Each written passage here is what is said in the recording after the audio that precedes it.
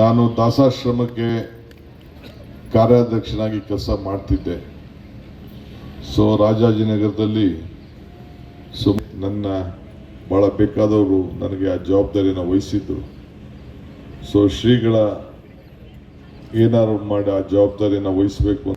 ಈಗ ಅಲ್ಲೊಂದು ದೊಡ್ಡ ಬೆಂಗಳೂರಿನಲ್ಲಿ ಒಂದು ಕೇಂದ್ರ ಸ್ಥಳ ಆಗಬೇಕು, ಶ್ರೀಗಳು ಅಲ್ಲಿ ಬರಬೇಕು, ಅಲ್ಲಿ ಜನರಿಗೆ ಅನುಕೂಲ ಆಗಬೇಕಾಗಿ ಇಟ್ಕೊಂಡು ಅಲ್ಲೂ ಕೂಡ ಗುರುಭವನ ಕಟ್ಟುವಂಥ ಕೆಲಸ, ಭೂಮಿ ಪೂಜೆಯನ್ನು ನಮ್ಮ ಜೈನ ಮಾರ್ಗದರ್ಶನ ದಿನವನ್ನು ತೆಗೆದುಕೊಂಡು ಇವತ್ತು ಕೆಲಸ ಕೂಡ ಪ್ರಾರಂಭ ಆಗಲಿ ಕೊಟ್ರಿ.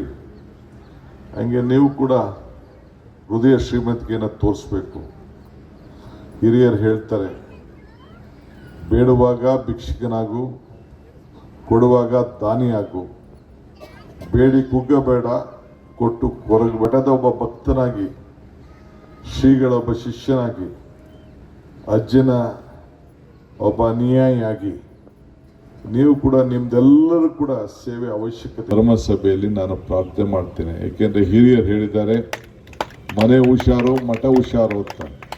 ನಿಮ್ಮ ಮನೆಯನ್ನು ನೀವು ಯಾವ ರೀತಿ ಕಾಪಾಡ್ತೀರಿ, ನಮ್ಮ ಸಾಕ್ಷಾತ್ ದೇವರು ಗುರುವೇ ನಮಗೆಲ್ಲರೂ ಕೂಡ ಜಗತ್ತಿನ ಪಾಲಕ ಅಂತ ಹೇಳಿ ಇವತ್ತು ನಾವು ನಮ್ಮ ಮಠಗಳನ್ನು ರಕ್ಷಣೆ ಮಾಡಿಕೊಳ್ಳಿಕ್ಕೆ. ನಾನು ದಾಸಾಶ್ರಮಕ್ಕೆ ಕಾರ್ಯಾಧ್ಯಕ್ಷನಾಗಿ ಕೆಲಸ ಮಾಡ್ತಿದ್ದೆ. ರಾಜಾಜಿನಗರದಲ್ಲಿ ನನ್ನ ಭಾಳ ಬೇಕಾದವರು ನನಗೆ ಆ ಜವಾಬ್ದಾರಿನ ವಹಿಸಿದ್ರು. ಶ್ರೀಗಳ ಏನಾರು ಮಾಡಿ ಆ ಜವಾಬ್ದಾರಿನ ವಹಿಸಬೇಕು. ಈಗ ಅಲ್ಲೊಂದು ದೊಡ್ಡ ಬೆಂಗಳೂರಿನಲ್ಲಿ ಒಂದು ಕೇಂದ್ರ ಸ್ಥಳ ಆಗಬೇಕು, ಶ್ರೀಗಳು ಅಲ್ಲಿ ಬರಬೇಕು, ಅಲ್ಲಿ ಜನರಿಗೆ ಅನುಕೂಲ ಆಗಬೇಕಾಗಿ ಇಟ್ಕೊಂಡು ಅಲ್ಲೂ ಕೂಡ ಗುರುಭವನ ಕಟ್ಟುವಂಥ ಕೆಲಸ, ಭೂಮಿ ಪೂಜೆಯನ್ನು ನಮ್ಮ ಜೈನ ಮಾರ್ಗದರ್ಶನ ದಿನವನ್ನು ತೆಗೆದುಕೊಂಡು ಇವತ್ತು ಕೆಲಸ ಕೂಡ ಪ್ರಾರಂಭ ಆಗಲಿ ಕೊಟ್ರಿ. ಹಂಗೆ ನೀವು ಕೂಡ ಹೃದಯ ಶ್ರೀಮಂತಿಕೆಯನ್ನು ತೋರಿಸ್ಬೇಕು.